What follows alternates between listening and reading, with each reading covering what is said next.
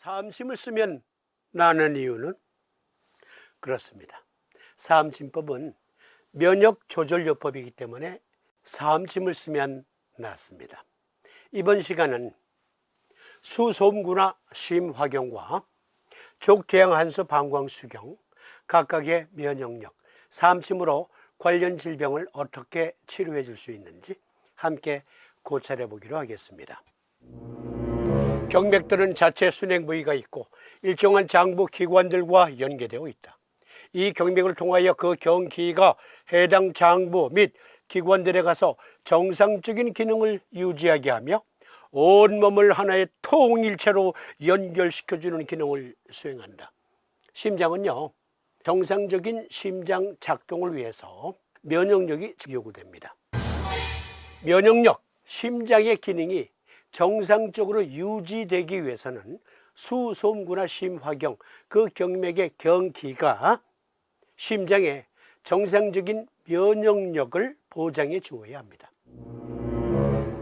심장의 세포 그리고 각각의 면역세포들을 먼저 확인해 봅니다. 심장세포, 내피세포가 45%, 심근세포 30%, 면역세포 6%, 섬유아세포 11%, 혈관주위세포 및 간엽세포 8%, 그리고 심장에 분포한 면역세포들은 내추럴 킬러 세포, 즉 자연살의 세포, T림프구, B림프구, 대식세포, 단핵구, 수지상세포, 호중구, 그리고 마스트 셀스, 비만세포가 있습니다. 이러한 면역세포들이 있어야 심장의 정상적인 작동, 정상적인 기능이 유지돼요. 그것은 경맥이 도와주는 거예요. 경맥이 이러한 면역력 보장을 통해서 심장의 정상 기능이 유지됩니다. 한 논문 사이트에서 심장염증, 섬유증 및 조직 복구에 대한 심장 대식세포의 역할. 그림 1. 정상 상태 심장의 세포 구성 요소, 심장 조직은 내피세포, 근세포, 섬유화세포, 혈관주위세포, 간엽세포 및 각종 면역세포로 구성되어 있습니다. 대식세포는 심장의 주요 면역세포 집단이며 간질과 내피세포 주변에서 발견됩니다. 염증성 단핵구와 호중구는 심근조직 손상 시 작동합니다. 비만세포, 수지상세포, B세포, NK세포 및 조절 T세포는 심장 조직에서 산발적으로 발견됩니다. 그러니까 심장에 염증이 생긴 신부전은 심정격을 쓰면 되겠구나. 지금 이 시점에서 그렇게 생각하시는 분들이 계실 수 있어요. 그런데 심장 질환에 면역과 관련된 문제, 즉 감염성 질환일 경우에는 양면성이 있다. 그것을 먼저 아셔야 돼요. 모집된 골수유래 단핵구로부터 분화된 심장 대식세포는 조직 파괴 활성을 나타내는 반면, 즉 사이토카인 과잉 분비로 인해서 폐하 유래 조직 상주 대식세포 집단은 염증의 해결을 촉진하고 심장의 조직 복구를 지시합니다. 그러니까 과잉 면역은 심근 비대, 심근 섬유화를 촉진하기도 한다. 양면성이 있어요. 심장 면역 세포는 심장 감염 시 양면성을 나타냅니다. 즉 사이토카인이 과잉으로 분비되면 심장 섬유화, 심장 비대 등등의 질환이 생길 수 있어요. 그래서 단지 심정격만 놓아서는 안 된다. 그걸 먼저 이해하셔야 돼요. 감염성 심부전시 면역 반응은 거주하는 대식세포 집단은 심근세포의 위험신호를 인식하고 면역세포를 모집하고 감염을 치료하기 위해 때때로 과도한 염증 반응을 일으킵니다. 동시에 면역 반응은 심장 섬유아세포를 활성시켜 심장 섬유화와 심장 비대를 촉진할 수 있습니다. 이것은 추가적인 모집과 염증의 증가로 이어지며 이는 재생과 조직 복구에 적대적인 환경을 만들 수 있습니다. 그러나 통제되지 않은 조직 손상과 지속적인 전염증 신호의 활성화는 조절되지 않은 세포의 매트릭스 생산을 초래하고 심장 전기 전도 시스템과 하트 페일루어, 심부전 등의 결함을 야기할 수 있습니다. 감염으로 인한 심장 염증 상태는 심장 기능 장애를 치료하기 위해 이루어진 믿을 수 없는 연구 노력과 신약 발견의 진전에도 불구하고 사람의 심장은 부상 후에도 무방비 상태로 남아있게 됩니다. 여기서 잠깐만, 심장에 염증이 생기는 것은요, 박테리아 또는 바이러스 감염, 예를 들어서 코비드19 바이러스 등등에 의한 감염이 있을 수 있습니다. 그런데 부상을 당했어요. 자동차 사고 또는 기타 사고로 심장에 부상을 입었을 때는 섬유화, 즉 일시적인 섬유화 과정이 필요해요. 즉 심장이 찢어졌으면 계속 출혈이 생길 거잖아요. 출혈을 먹게 하기 위해서는, 그렇죠, 그 부분을 섬유화시키는 거예요. 부상 입은 곳이 찢어졌어요. 그러면 피가 납니다. 피가 계속 이어지면 죽지요. 그럴 땐 혈액 응고인자로 지혈시키는 거예요. 그러면 흉터가 생기죠. 그 흉터는 섬유화된 상태예요. 그것은 일시적으로 필요하긴 하지만, 그러나 오늘날 서의학에서는 완벽하게 그 섬유화 과정으로 인한 심근비대 등등은 아직 완벽하게 해결해내지 못하고 있다. 따라서 심장 조직 손상 및 복구 중 면역세포 표현 유형은 심장의 기능 및 심장 대식세포 가소성에 대한 더 나은 이해는 무균 또는 감염성 염증으로 인한 심각한 심근 손상을 가진 환자의 결과를 개선하는 새로운 치료법의 개발로 이어질 수 있다. 그러니까 여기서는 심근경색, 관상동맥 질환, 그리고 심장의 심근이 수축력은 약화되고 이완력은 또 강화된, 또 이완력은 약하고 축소력은 강화된 그러한 심근비대, 심부전증이 있잖아요. 그것도 면역세포들이 관여한다. 그런데 아직까지 이건 미지수다. 확실한 해결책은 아직까지, 지금 현재까지는 발견 못했다. 계속 노력해야 한다. 그런데요, 사암진법은 면역조절요법이기 때문에 사암진법을 쓰면 좋아집니다. 그러나 이 경우에 감염성 질환일 경우에 무조건 심정격을 쓰는 건 아니에요. 서의학의 요법은 아직까지 현재 진행형이다 라는 점을 강조드리면서, 사암진법은 사실상 면역조절요법입니다. 사암진법은 면역력이 약한 것은 증폭시켜 줄 수 있고 과잉 면역력은 진정시켜 줄 수 있으며 자가면역 질환은 정상 면역력으로 회복시켜 주어서 치료할 수 있습니다. 사암진법 알고 보면 엄청난 요법이에요. 그래서 저는 사암침을 가리켜 단지 사암침법, 사암침술이라 하지 않고 따로 독립적으로 사암침의학이라고 불러야 한다. 물론 사암침의학이라는 용어는 제가 만든 게 아니라 행림서원 고 이갑섭 사장이 붙여주신 이름이지만,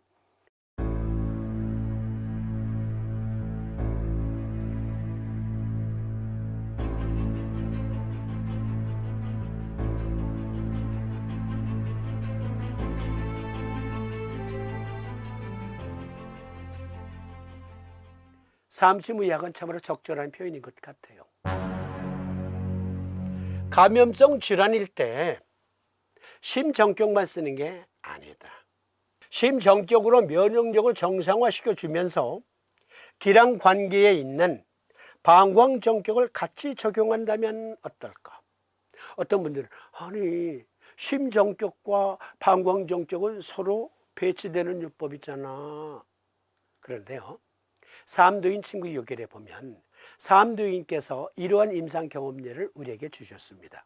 사암도인 친구 요결 제2장 상한문에 보면 제19번 색상한 신정격 및 신승격을 병용하라 하셨는데, 상한문에는 사암도인의 임상례가 하나도 없어요. 오히려 중풍문의 이 색상한증에 관한 임상 경험례가 이렇게 수록되어 있습니다. 한 남자가 20세에 방후이길에 추수를 갔었는데 종일토록 오한이 나다가 석후의 벼랑간 수전불진이 되며 인하여 눈을 뒤집어 경한과 같게 일경에 겨우 기식을 통하나 자주 손으로 입을 가리키거늘 간병자가 입을 열어서 구내를 계시하니 설단이 후중으로 축입되며 혹 아자 즉 농어와 같이 발송하고 땀기가 없으며 빛이 누르고 혹은 섬광상을 시작하기 벌써 하루가 지난지라.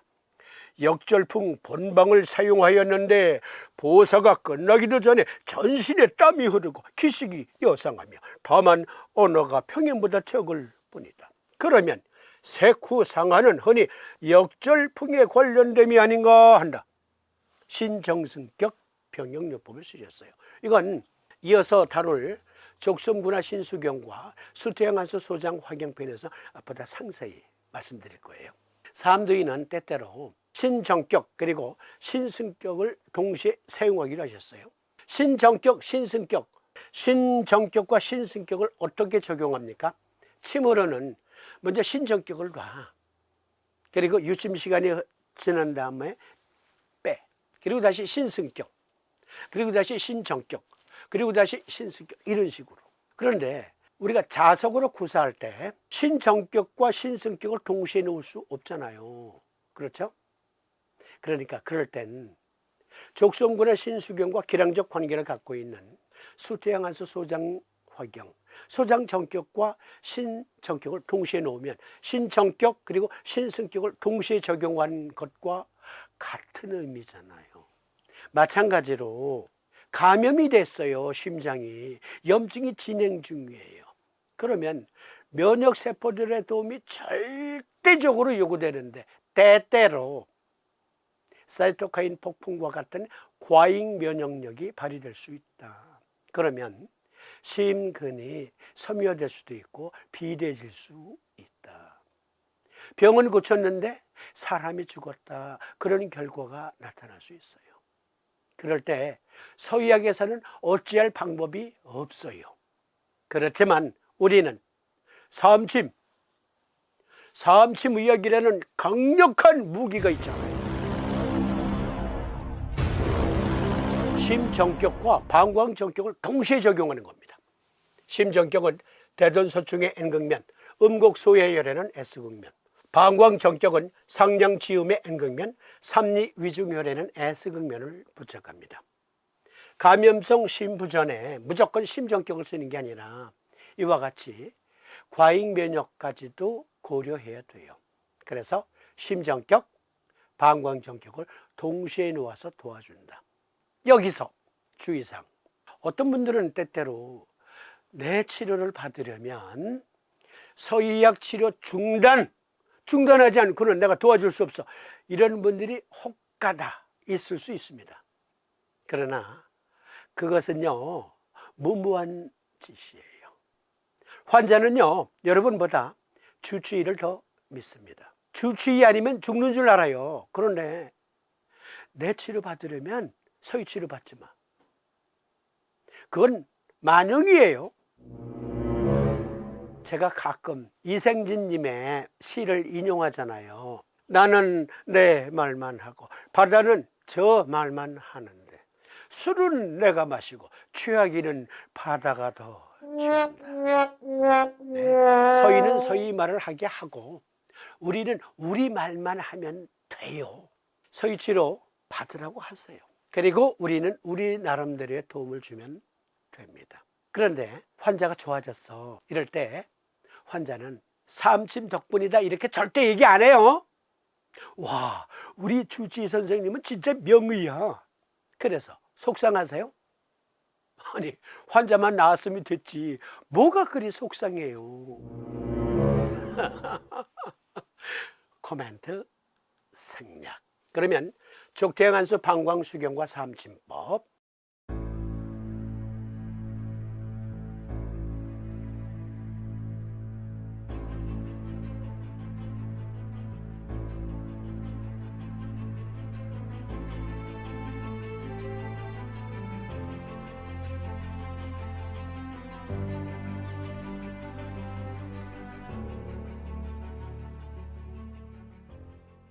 이것은 왕초보 시리즈에서도 다룬 것이기 때문에 초간단 요약으로 살펴봅니다. 요로 감염에 대한 면역 반응의 특성, 방광의 면역 체계에 대한 중요한 주제는 염증 반응을 신속하게 억제할 필요성과 미생물 공격에 신속하게 대응할 필요성 사이의 균형을 맞추는 것입니다. 방광상피세포는 감염 중에 면역 체계에 경고를 줄 뿐만 아니라 항균, 화합물을 소변으로 분비하고 침입한 박테리아를 방광 내강으로 다시 추방하여 세포 내 부하를 줄임으로써 박테리아 청소를 직접 중지합니다. 방광에서 대식세포의 서로 다른 하위 집합 사이의 교차 대화는 호중구 반응의 정확한 모집과 시작을 조절하여 해로운 염증 반응을 감소시킵니다. 미국 국립보건원 논문 데이터베이스에서 찾아온 것, 간은 전신 감염에 대한 방어에 중요한 역할을 합니다. 이 작업에는 두 가지 메커니즘이 관련되어 있습니다. 첫째, 간의 쿠퍼세포는 박테리아 내독소 또는 리포 다당류의 간 해독에 중요한 역할을 합니다. 둘째, 간은 순환에서 박테리아를 제거합니다. 그 과정은 주로 간의 세막 내피 시스템을 통해 발생합니다. 간의 방어 메커니즘 때문에 여러 감염과 같은 감염 중에 간 기능을 유지하는 것이 중요합니다. 방광은 요로 계통에서 상류잖아요. 상류에 염증이 생기면 요도로 염증이 파급될 수 있어요. 그런데 요도로 파급되고 또 방광에 염증이 생긴 것은 간 면역력이 절대적으로 요구된다. 방광요로 감염증에는 간 면역력의 도움이 절대적으로 필요하다. 그래서 방광 정격을 놓으면서 간 정격을 같이 놓아야 돼요. 그래서 이건 지난번에 다룬 거잖아요. 왜 방광 정격과 간 정격을 같이 놓아야 되는가? 이와 같은 의과학적인 근거로 확증할 수 있습니다.